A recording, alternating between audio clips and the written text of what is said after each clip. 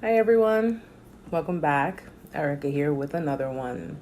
Now, if you're new to the channel and you managed to skim through, if you like any of the content, please be sure to subscribe as I do update my content very frequently. Okay, and if you have any questions or any comments, please be sure to leave them in the comment section. I always respond and I always interact with all of my subscribers. And to all of my returning subscribers, my loyal ones, thank you. Welcome back. Now, in this video, what I want to discuss is actually I'm going to give 2 for 1. I'm going to give things and unsettling things that a narcissist will do when they think that no one is looking.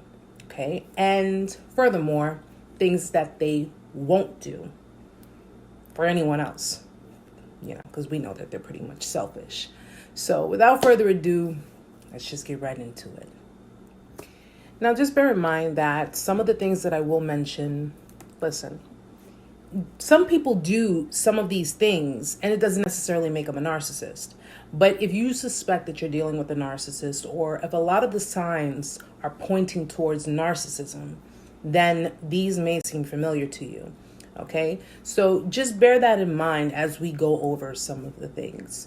Don't take anything too personal, because if you happen to do some of these things, I mean, listen, if you're not a narcissist and you have your reasons, then it is what it is. But if it does fall along the lines of narcissism, then these are things that you really should take into account. And these are things that you should really prepare yourself for, just if in case. All right. So for anyone who has gone through it, they already know most of the signs. For anyone who's going through it, if some of it seems familiar, you'll know how to be directed. And for those who've already gone through it and are over it, kudos. Now, if you recently got out of a relationship with a narcissist, 9 out of 10 times you are consumed with missing them. You're consumed with, thinking that maybe this can work. Maybe we can try to make it work. You're in sorrow, you're in pain, you're hurting, and you're wondering, are they feeling the same way? Or if it's a family member. If the narcissist is a family member and you had a falling out, you may be putting yourself in a position to think that maybe they'll come around. Maybe they'll realize, listen, we're family, we're related, blood is thicker than water, and they'll eventually come around and you'll have hopes for it. Well, allow me to be the first to tell you, or maybe the second or the third or the fourth to tell you that is farthest from the truth. Okay, this is going to be the real deal. I don't edit anything when it comes to telling the truth to everybody, and I have to give the cold hard truth, because giving the harsh truth is actually what gets people unstuck. Now, narcissists will almost never admit it, but every fear, every dread that you had in the pit of your stomach, are they lying? Are they doing this? Are they doing that? What's going on? Everything that you've ever dreaded when it comes to a narcissist is all happening, okay, with your unawareness, and it's under the radar, okay? You were not going crazy. You were not insane. You were not imagining things. You were not making things up in your mind, all right? When it got to the point of discard, when it got to the point of disconnection, everything that they try to pretty much play you on, in that they try to make it seem like you were going insane, is actually happening. All right. And that's something, it's a hard pill to swallow, but that's something that we have to take into account. So just learn this, that when dealing with a narcissist, that's why it's advised to stay away from them. You don't want to have to keep going through it again. Now, one thing they would do is they will go through your personal things. Okay. Narcissists are known to try to dig up dirt. They're known to try to find out information that 95% of the time doesn't even exist. But because they're always on edge and they're always so caught up in someone doing them harm, someone doing something to inflict narcissistic injury on them, they try to find out information on you. They'll try to find incriminating information on you to later be able to use it on you if they need to. It's a form of ammunition. They'll go through your things. They'll go through your phone. They'll go through your personal property, be it if it's in your, in your bedroom, in your drawers, or if they're in your house. They will try to find things to basically hold as ammunition in case they need to. You see, narcissists, they think that people are like them. Okay, that they are like them in their sneaky, underhanded behavior. Only people are better at hiding it. So they'll look for things and make something very minuscule, something minute into something big. Okay. And something that could be completely innocent, they will project. So if they find something, let's just say, for example, they found, I don't know, say you're a female and they found a pair of pantyhose that had a hole in it. Let's say you were wearing them and you tore them accidentally and you just threw them out. And they end up finding that. They're going to automatically assume in their head, she has a tear in her pantyhose. What were you doing that you have a tear in your pantyhose? You understand? They're very suspicious. And the reason they're suspicious is because they're guilty of doing certain things themselves. That's their guilt. Now, another thing that they do is they create a numerous amount of dating profiles. Now, listen, you have people who do prefer to use dating profiles as opposed to interacting with people publicly in person. And not every single person who has a dating profile is a narcissist, okay? But they utilize the dating profile tool to basically pick out their targets, okay? Now, if you are dealing with a narcissist who is very attractive, they know they are, they like to be the center of attention, they will utilize dating profiles. And bear in mind, not all narcissists are cheaters. Most of them are, but not all of them. You have cerebral narcissists that are more mind, more intellectual, more about, logic and intellect as opposed to creating emotions because they don't know how to create emotional bonds with other people. To a narcissist, seducing people is a tool that they use so that the way they can manipulate, control their partners, possibly exploit them in the future. Okay. They use these tools to get what they want. All right.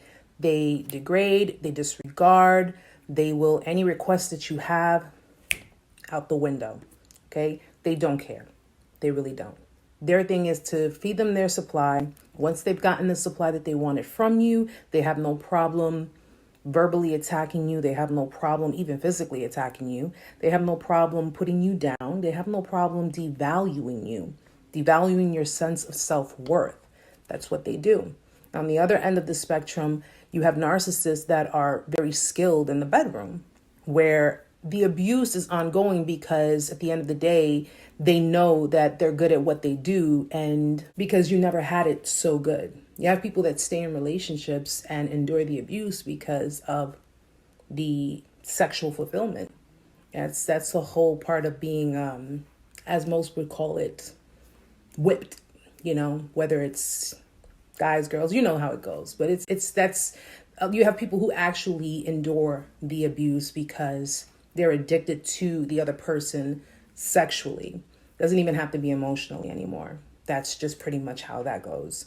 But, all in all, at any rate, a narcissist can be, it's considered a serial cheater, whether it's emotional, whether it's sexual, whatever the case may be.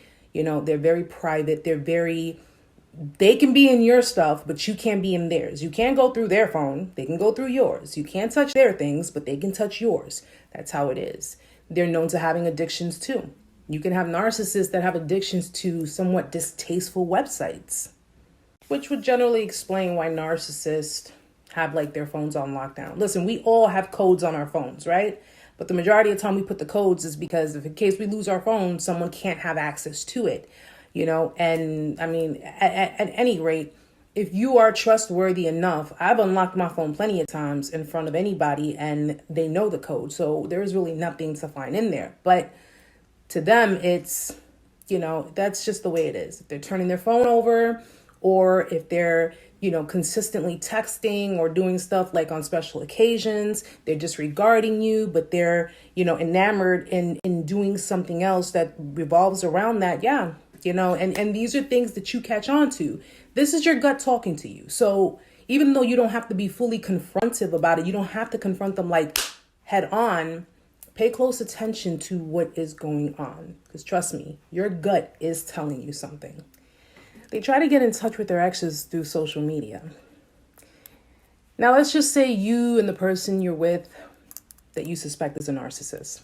You guys have been having a rough patch. You've been having a rocky road, okay? Been filled with arguments and so forth and so on. And, logical arguments at that, because, if you've had moments where you've been pointing certain things out to them that they know is wrong, but of course, a narcissist isn't going to admit to that. And of course, they don't like the idea of being confronted with their own doings, their own wrongdoings. Things kind of calm down and smooth over. And you are unsuspected of anything in regards to what it is that they're doing. You call them, you say, hey, listen, let's go out to dinner. We're going to set something up, whatever. All right. You think everything's cool. Everything's calm. Everything's even. And at the end of the day, you're thinking, okay, you know what? We're going to get through the day. We're going to have a great evening and everything's blowing over. All when they hang up, they're back on social media, liking their ex's pictures, maintaining contact with them, things to that effect. Well, reason being is because they already see that you're starting to see certain things. That mask is falling, okay? And at any given time, you can give them the boot. They need that narcissistic supply. And since they don't have ample time to get that from someone else, if they haven't groomed anybody new, they're going to go back to their old supply, which would be their exes. They're going to basically try to love bomb their exes. They're going to try to worm their way back in with them because that's their safety net. So if it ever boiled down to the two of you not working out and everything kind of crumbles, then their ex is going to be the one that kind of gets that position. You understand? So if you notice how if you break up with a narc, this is why in my other video, why narcissists like to be friends with their exes applies, because if you notice that if things don't work out with someone new, they always tend to go back to what they once had, which is the old supply. Okay. So if you notice that things are kind of spiraling, there, been a lot of arguments and it's basically coming to that point of the end of the line, you'll notice that their ex is kind of back in the picture. They're kind of back in their environment because what do we learn, people? Come on now, and it's crazy because it's like, seriously, really? But it is what it is, and that's something that shows you that they don't care. They don't care. They don't care about anything else except for their own supply. Get rid of the assholes. The next one, they will try to turn friends and family against you. So everyone has heard of a smear campaign, right? Smear campaign is where there's fabricated false information provided. It's basically smearing your character in front of everyone else. So what the narcissist is going to do, first and foremost, the narcissist already has it incepted in their brain that the relationship is not going anywhere. It's not going to work. It's never going to happen because they have no intention on it working. They have no intention on it going any further than when they say it goes.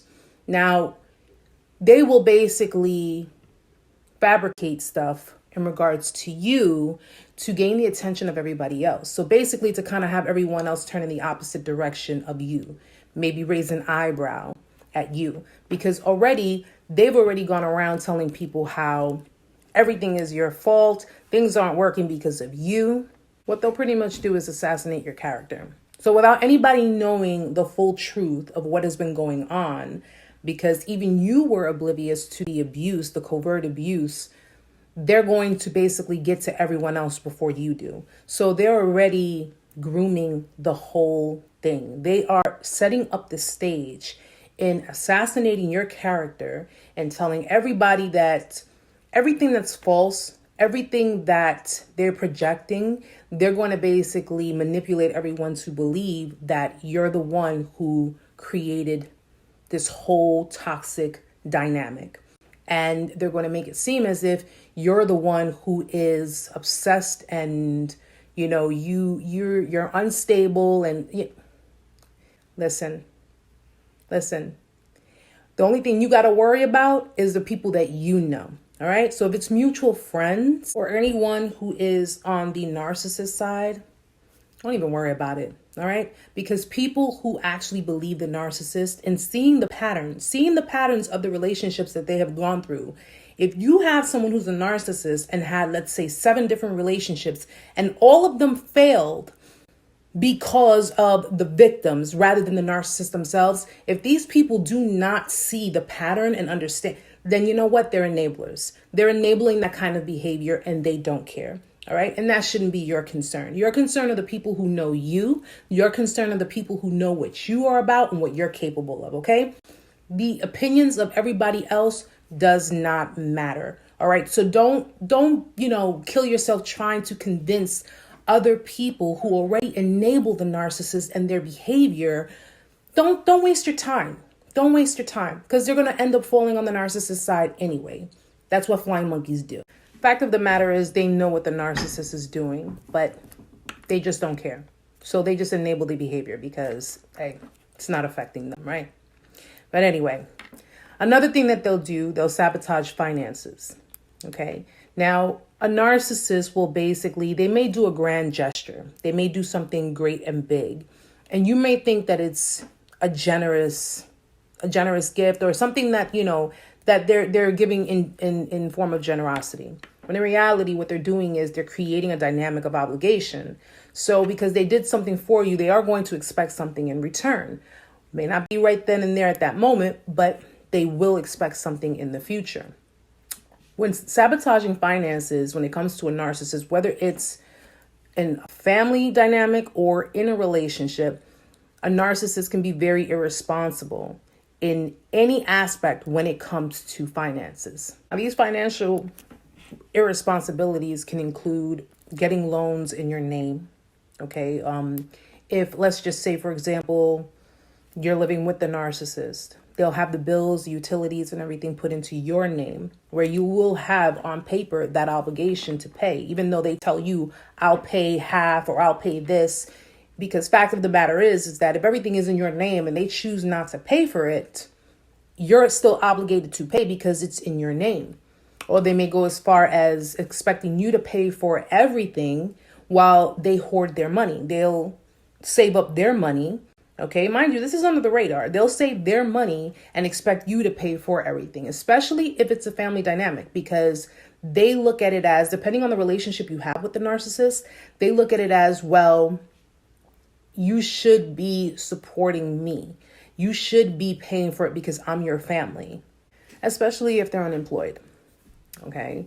So if you find yourself questioning or doubting or wondering, well, you see yourself paying for things, you see yourself consistently paying for things where you're left without. And meantime, you're trying to find out, well, what's going on with the money? I mean, I need you to help me some way, shape, or form. The end result is the narcissist is going to gaslight. All right. They're going to make excuses. They're going to gaslight, or they may even try to spark an argument. And whereas you feel that it's just a losing battle and you just kind of swipe it under the rug. All right. They will tend to, when it comes to finances, if you're dealing with a narcissist, don't mingle your finances with them. Okay. Because the end result will be everything falling down on you. And it doesn't matter the type of relationship you have with them. But the worst one is the family, because there is that sense of obligation. You feel that sense of obligation, and that was instilled. Now, some of the things that a narcissist will never do. Okay. First one is apologize.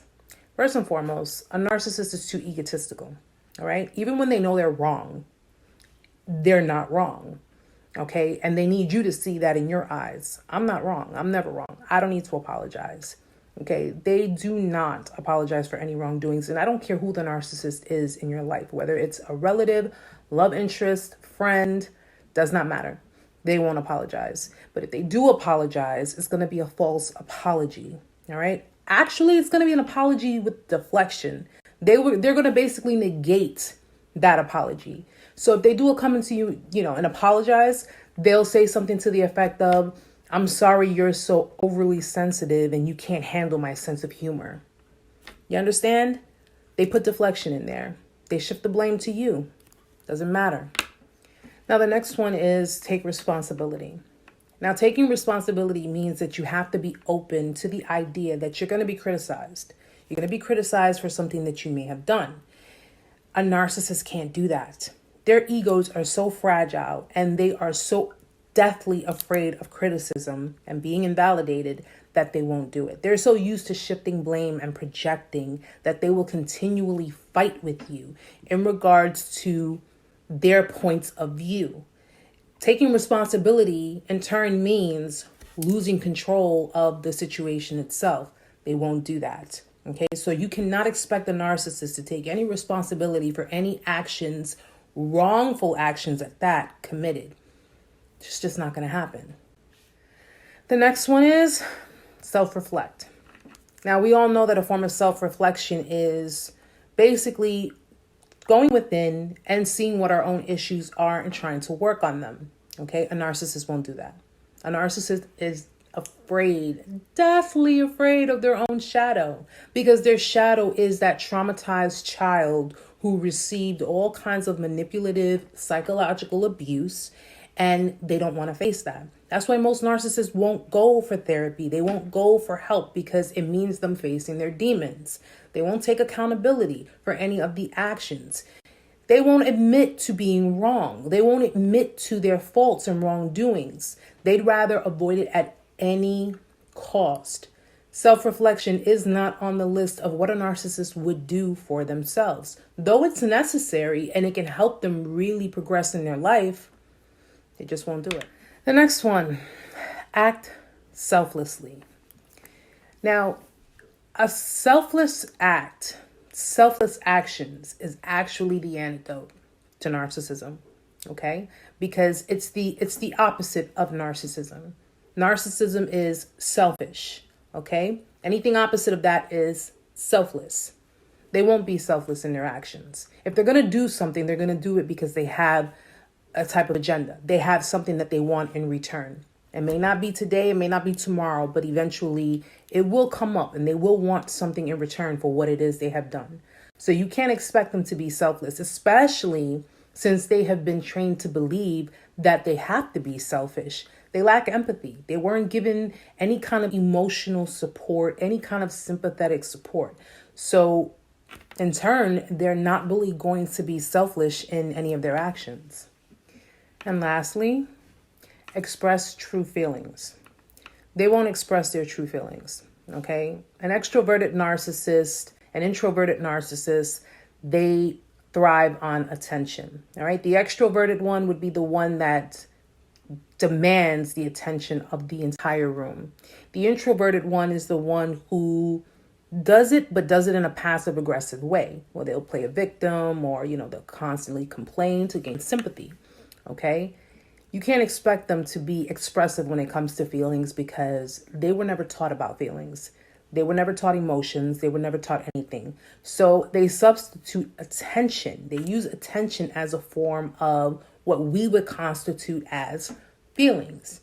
The attention that you give to them fulfills them in that sense. So you would think that they're feeling, they have feelings, but in actuality, they don't. Narcissists lack self-awareness, okay? And though they don't resonate with emotions, they thrive off of survivalist instincts, which is pretty much, I have to survive. It's about me. Forget everybody else. This is about me, okay? And there still is no excuse because at the end of the day, a narcissist or not, when you're inflicting pain on someone, when it's hurting someone. The only thing that they do is they understand the pain that it's causing you, but they can't sympathize. So they basically understand, but they don't sympathize. You understand? So they're basically going to respond to you the way their creator responded to them. Okay? Which is pretty much deal with it. Well, guys, there are more things that a narcissist will do. And there are more things that a narcissist will not do. And I think I'm going to make another video for that. I just wanted to get the main ones, across. But just keep in mind that, like I say in all my other videos, you are not responsible. So do not try to attempt to take any kind of responsibility for any wrongdoing of anyone else other than yourself. You take accountability for you, your actions, and how you respond to things. Everything else that everyone else does is on them. Okay? And as much as it would be hard, because it is hard, especially if you loved someone who happens to be a narcissist or happens to suffer from narcissistic personality disorder, at the end of the day, you got to be selfish with yourself. Your mental health comes first, and that's it. So guys, as always, it is my pleasure to be able to make this video for you and inform in more detail on certain subjects of matters that are of concern to us. If you did like the video, please give me a thumbs up. Okay, and stay on the lookout for the next one, because I am going to do another video for, more things that they will and won't do, so you could become more familiar with it. And for all those who are already familiar with it, definitely please give your feedback, put it in the comment section. You never know who may need to read it and see for themselves. So I hope you guys enjoyed it, and until next time, namaste.